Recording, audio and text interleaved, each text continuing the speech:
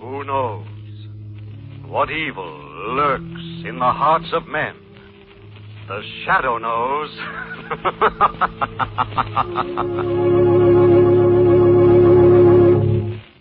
Once again, the Mutual Network brings you the thrilling adventures of the Shadow, the hard and relentless fight of one man against the forces of evil. These dramatizations are designed to demonstrate forcibly to old and young alike that crime does not pay. The shooting war is over, but your Red Cross is still in there fighting, planning new invasions against suffering, hunger, and loneliness. And speaking of loneliness, let's not forget the Low Point boys still overseas. There are more than 1,500,000 of them spread out all over the world, including God-forsaken islands in the Pacific. Many of us already have forgotten, but your Red Cross never forgets. It's still there with our rear guard, helping to make life a little brighter, helping to ease the burden. Yes, the job of the Army of Occupation, according to both Generals Eisenhower and MacArthur, would be 10 times tougher if it were not for the Red Cross activities overseas. Now, the Shadow.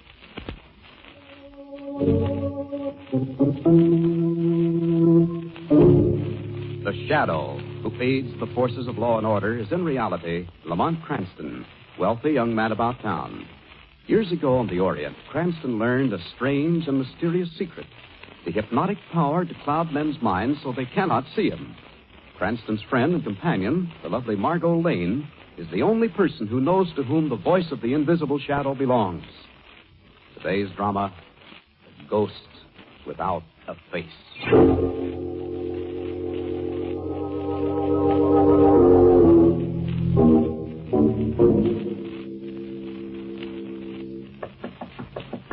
Third act, Mr. Johnson. Curtain going up. Third act, Mr. Johnson. Is anything wrong? Door's not locked. Maybe he's not in his dressing room. Oh, I'd better have a look. Mr. Johnson. Oh, there you are, sir. At your dressing table. You're still in your dressing robe. Third act curtain is up, sir. Raise it high, Billy. That pack of stupid ingrates will never gaze upon the handsome face of Gaylord Johnson again. What's the matter, Mr. Johnson? You sound sick. Yes, sick and dying. You see only my back. Now, Billy, look upon my face. Mr. Johnson, your face, it's bleeding. Ripped and slashed with my own razor blade. There's blood on your arms.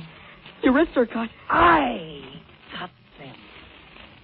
Yes, I died, Billy. No. But they killed me. They spurned me off. Let me go. But they can't escape the horror that will return to them after death. Let me go. Let me go. You'll see me again. I'll return from the dead to haunt this theater for eternity. Help somebody. Mr. Johnson killed himself. Mr. Johnson's dead. He's killed himself. Help.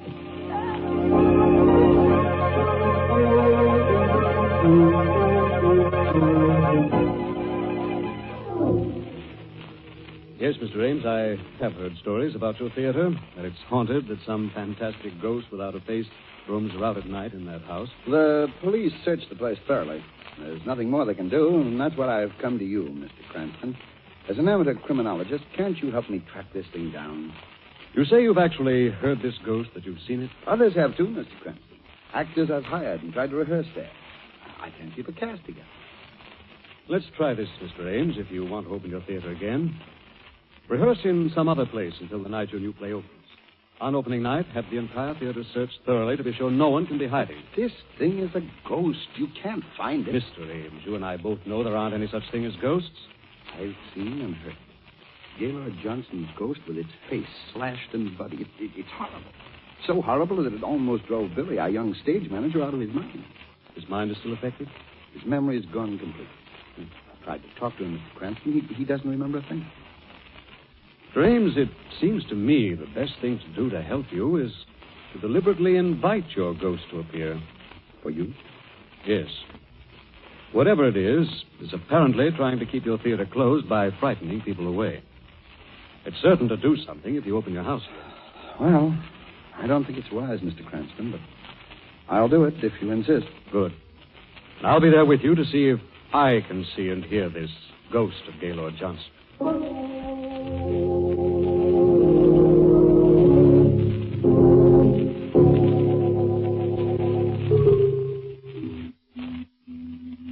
The musty, dark old place is backstage, isn't it, Lamont? Mm-hmm. Well, first act's over, darling, and so far no ghost has appeared. Mm. Oh, I think we'd better wait here in the wings out of the way until Mr. Ames comes off stage. Yes. The play seems to be going very well. Ames has really splurged on this one, hasn't he? No. Lamont, what really happened here that night a year ago? Well, the third act had just started, as I understand, when Billy, the young stage manager, came running to Mr. Ames in a terrified, hysterical condition, telling him that Gaylord Johnson had killed himself. And when Mr. Ames reached the dressing room, the body had disappeared? Yes. There was blood on the floor, on the dressing table, and on the boy where Johnson had grabbed him before he died. And no trace of the body has ever been found? No. I still don't see how it could possibly have been taken from the theater that night. Backstage was crowded with actors. But the fact remains it never has been found. Oh, Mr. Cranston, Miss Lang. Oh, hello, Mr. Ames. Well, how do you like the play? Oh, it's very good, Mr. Ames. Where did you find that wonderful old actress, Madame Trombetta? Yes, she did a magnificent bit in that last scene. She's been in this country since the war. She's a real trooper, Miss Lane. Now, here she comes now. Oh? Madame Trombetta. Mr. Ames, it did go on. Beautifully, Dorothea. And here are two new friends of yours. Prove it. Miss Lane, Mr. Cranston. How do you do, Madame Trombetta? It was a beautiful time. Thank you, so kind. I must change my costume now. I will see you later, perhaps after the show. Certainly. Second act. Places, please. I suppose you noticed, Mr. Cranston, I asked the police to surround the place. You had the place searched tonight? Thoroughly. Before any of the actors came in. There couldn't be anyone human hiding here. There go the lights, Lamont. Oh, yes. Well, I think we'd better stay backstage here now. I wish you would, both of you. We can stand right here. Ooh. Goodness, it's awfully dark. Yes, this is the murder scene in the dungeon. It's quite a startling scene. There goes the curtain. No! What's that? Scream. That wasn't on stage. Take your hands to my throat! Come from one of the dressing rooms, It's isn't it? Madame Trombetta. It's the ghost! He is killing me! Where's the dressing room? Quickly. This way. Down this corridor here. Come on, quick. Something horrible happened. This is the room. The door's locked. Help me break it in. Oh, hurry. Once more, Mr. Ames. Hard. There it goes. Dorothea. There's no one in. The room's empty. Well, we just heard her voice calling for help from this room. It's the ghost. Johnson's ghost. He's killed her. He's killed her and spirited her body away.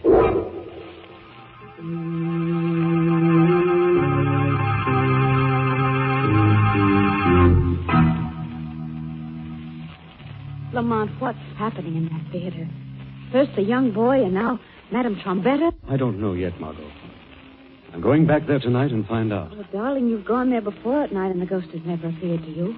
I think he might this time, Margot. If he's killed Madame Trombetta and hidden her body in there. Why do you? I was just ghost chasing before, Margot. This time, I think we may find a killer.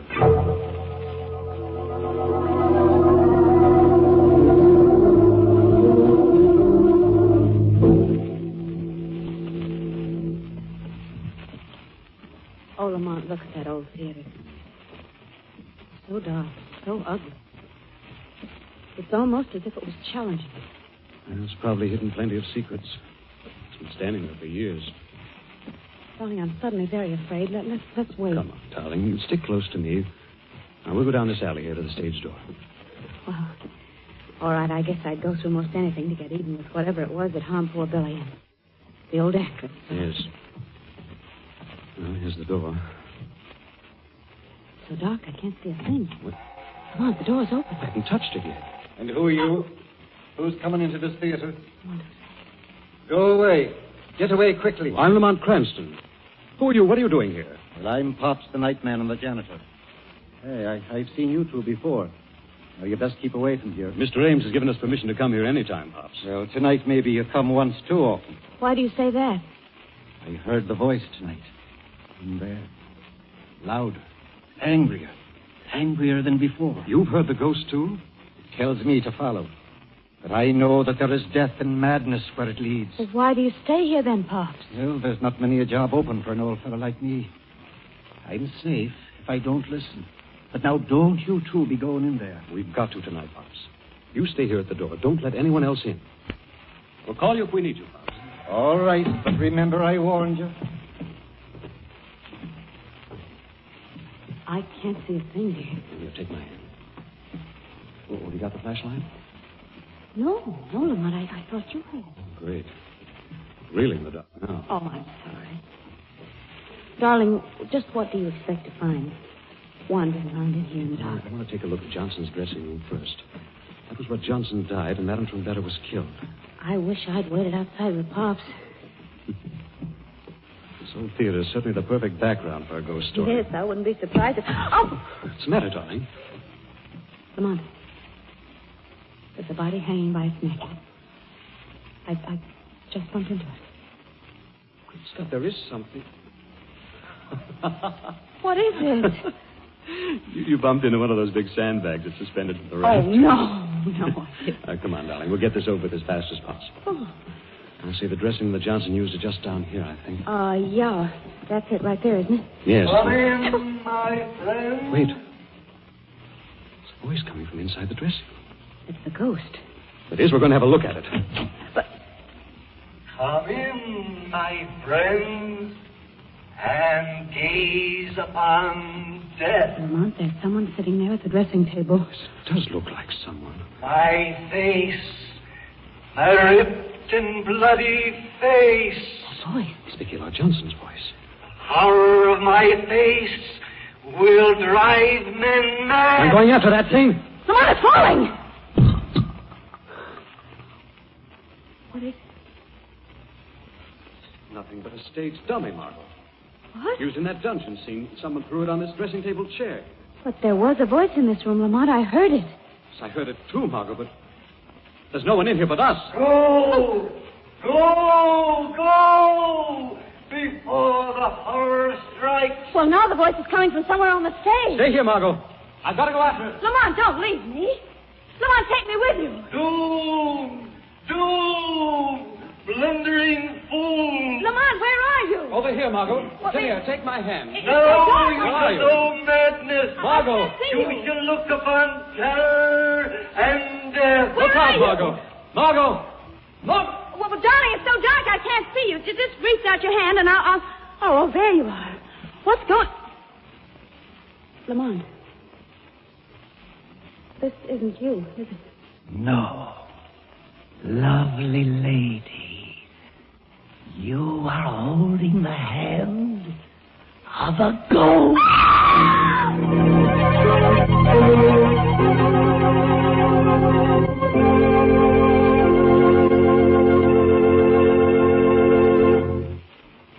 A year ago today, General Courtney Hodges and his 1st Division were battling their way through the streets of Cologne.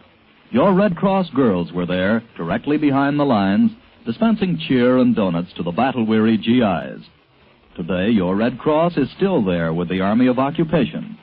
We have silenced the Wehrmacht, but your Red Cross still fights a battle against loneliness.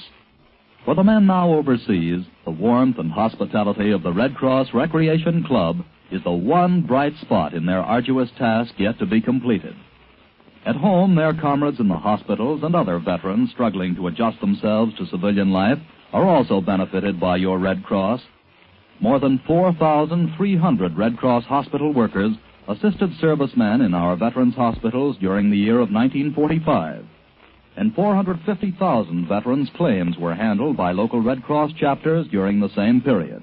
So, give generously to your American Red Cross for its wide and diversified program of service to humanity. Now, back to the shadow.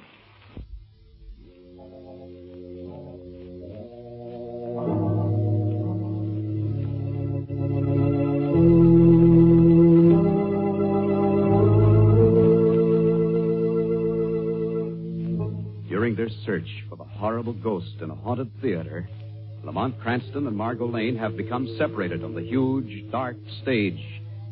Thinking the figure in the dark beside her was Lamont, Margot has taken its hand when she discovers it is the ghost of the dead actor they'd come to find. Let me go. Let me go. Let go of my hand. Margot, Let go. darling. Darling, it's Lamont. Oh, Lamont, no. No, I felt the cold, dead hand. It was the ghost. I know it was Whatever the it ghost. was that held you, I must have frightened it away. Oh, darling. I'm sorry. Why, I'm home, aren't I? I must have fainted. You did, darling, and I brought you home with Pop's help. Well, what happened to you? Your clothes were all torn. Something dropped me through a trapdoor on that stage. It's lucky I found my way out of that cell and up through the orchestra pit. There are ghosts there, aren't there? There is something horrible in that theater. Yes, Margot. Something horrible, but not ghosts. I'm sure of that now. No ghost would have to resort to such earthly tactics as dropping me through a trapdoor to get me out of the way. Well, who then, Lamont? Who could it be? I don't know, Margot. I've suddenly thought of someone who might help me out. Who? The only living person who saw Gaylord Johnson before he disappeared. Billy, the young stage manager who went to his dressing room to call him that But night. his memory's gone. I might be able to get through to him to help him, Margot. He's going to hear the voice of the shadow when I visit him tonight.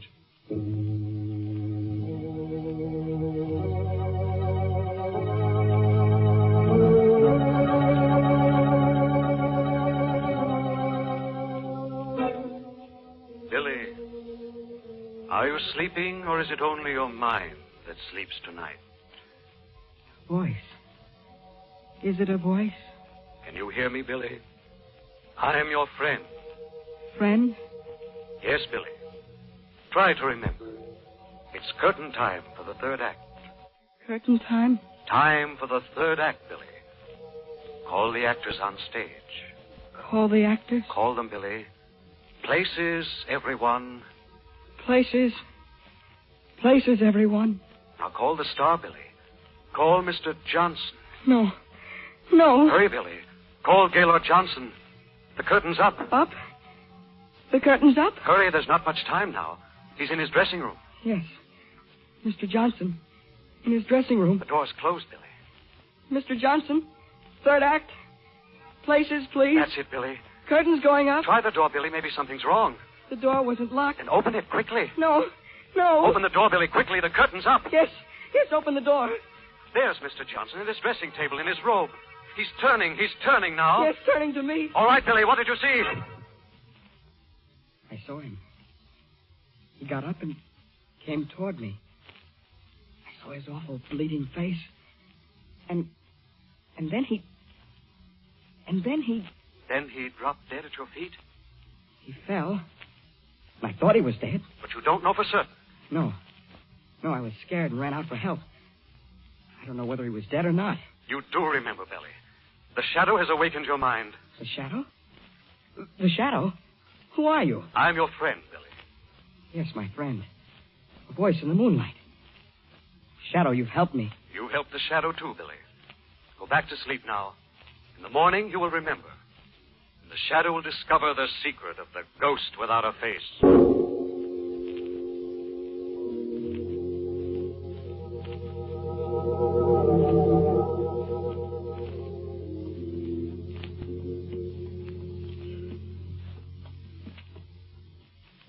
I don't care what Billy told you, Lamont. Even if Gaylord Johnson is alive, just the sight of this theater gives me a chill. I'm sure we're on the right track this time, Margot. It is the stage door. Who is there? That you, Mr. Ames? No, Pops, it's Mr. Cranston, Miss Lane again. No, not tonight. I can't let you go in this place tonight. Why, Pops? Well, I'm going. I'm leaving here. I can't stand this job anymore. What happened, Pops? It's that voice. It's the ghost again. It's stronger and stronger each night. Tonight I nearly followed. Now, Pops, buck up. You'll be able to keep your job. I think we can put the finishing touch on your ghost tonight. You just watch the door. If I need you, I'll call. Come on, Margot. Hang on to me this time. Give me the flashlight, Don. Here you are.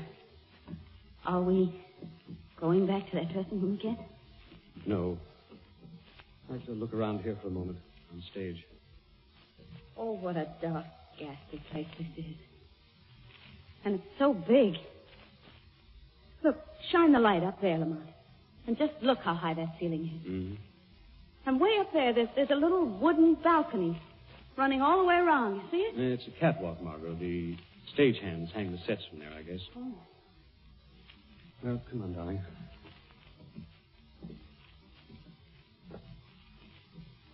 Lamont, that heavy sandbag right up above us. It's swinging. It's falling! Margot, look out! Lamont! Darling, you all right? Oh, yes, I guess so. Blessing, you were looking up. Yes, a moment later, and we'd have... Lamont, you know that something is trying to kill us, don't you? Yes. I think our ghost is desperate now. It looks like it's going to be a fight to the end. Come! Come! Follow me! Come where I beckon. The voice again. Where is it coming from? It sounds like it was coming from Johnson's dressing room down that hallway. Yes. Yes. I come when you call. Look, it's Pops. They're across the stage. I come. I hear the ghost voice now. Pops going into the dressing room, Margot. The door's closing. Come on, Margot, quickly. Door's locked again. I'll help him, hurry. Here it goes, Margot. Keep back. Pops! He's fallen. Pops. Come on. Pops, are you all right? He disappeared through that door. Out the door to the stage. Get him quick. Stay here with Pops, Margot. I've got to get our ghost this time. Right. I'll help you, Pop. Here, just put your arms on me and let me get you on the couch. It's all right, I can manage. Why, Pop? You can stand alone. Wait, don't come. What? I'll take your hands on my throat. Come on, we've been tricked. Margot! Pops, what are you... Oh. Pops! Stop, come back here. Lamont! There he goes, Lamont, up that fire escape to the catwalk. Good. I got him trapped this time. The shadow will bring that ghost down to earth.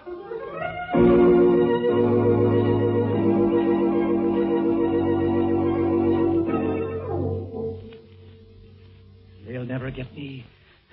They'll never find me up here. The shadow finds all evil. There's someone coming up the fire escape. Put down that revolver. You cannot escape the shadow. I can't see anyone, but I hear him coming up on the catwalk with me. Yes, Pops. Up on the catwalk. The shadow comes closer to you. Where are you? Who are you? Closer and closer. The shadow comes to you. It's a ghost. Another ghost. You won't get me. I'll find you and kill you. You'll never find the shadow. I will. If you're up here, I'll find you. Now take that gun. Something's grabbed hold of me. Oh, it's a ghost. Drop it. Let me go. Drop that gun. Now you're getting down off this catwalk. I don't know what you are, but if I find you, I'll throw you over that rail. Come back here, you fool. Come back, that rail's breaking. If I find you, I'll kill you. Get away from that rail. It's breaking. Look out.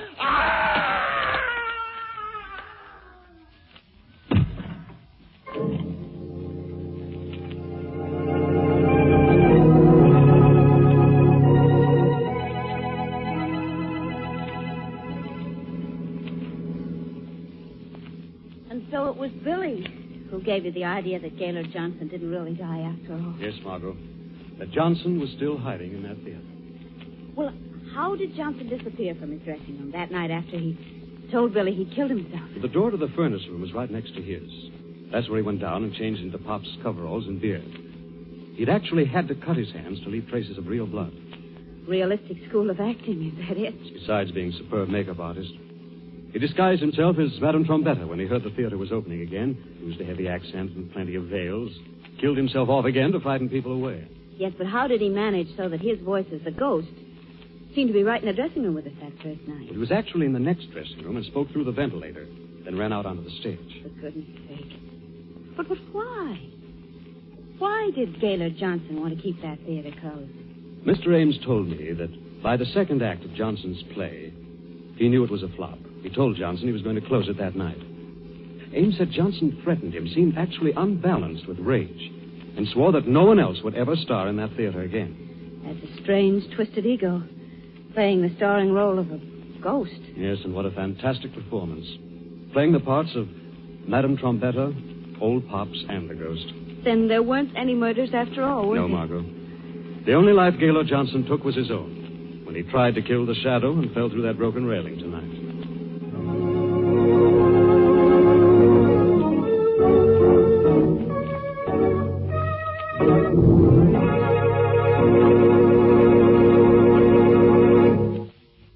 The Shadow returns in just a moment.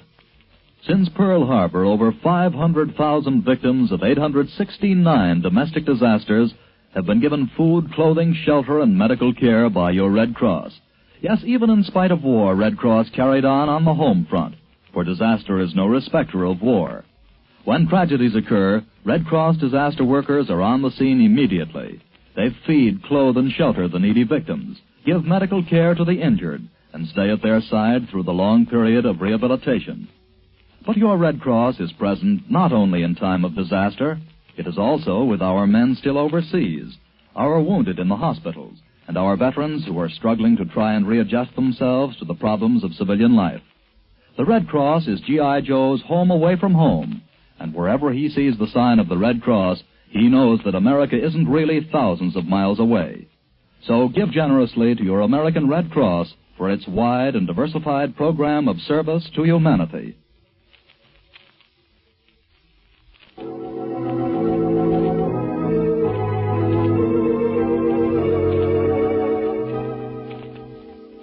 This story is copyrighted by Street and Smith Publications, Incorporated. The characters, names, places, and plot are fictitious. Any similarity to persons living or dead is purely coincidental. Again next week, The Shadow will demonstrate that the weed of crime bears bitter fruit. Crime does not pay. The Shadow knows.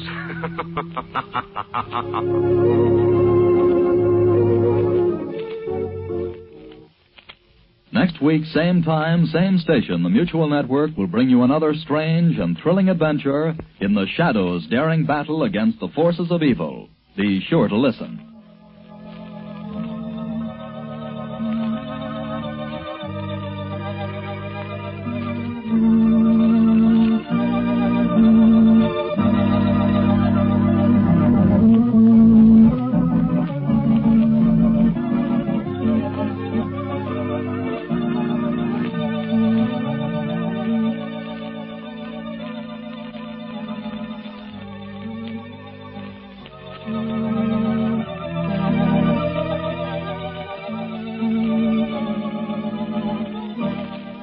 Remember, friends, give generously to your American Red Cross for its wide and diversified program of service to humanity.